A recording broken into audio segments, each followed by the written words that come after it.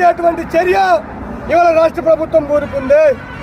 గత అనేక సంవత్సరాలుగా ఇవాళ డైలీ వేజ్ వర్కర్లు పనిచేస్తూ ఉన్నారు. గతంలోనే వీళ్ళందరినీ పర్మనెంట్ చేయాలని నిర్ణయం జరిగింది.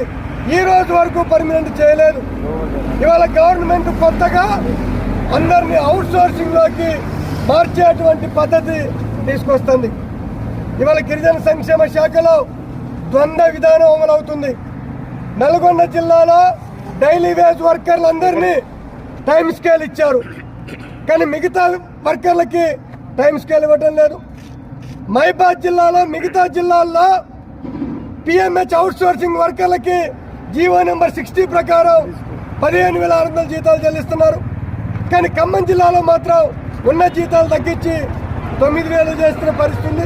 అందుకని గిరిజన సంక్షేమ శాఖలో అధికారులు ద్వంద్వ విధానాన్ని రద్దు చేసి అందరినీ టైం స్కేల్ చేయాలా, పిఎంహెచ్లో పనిచేసే వాళ్ళకి జీవో నెంబర్ 60 ప్రకారం జీతాలు ఇవ్వాలని చెప్పేసి డిమాండ్ చేస్తూ ఉన్నాం.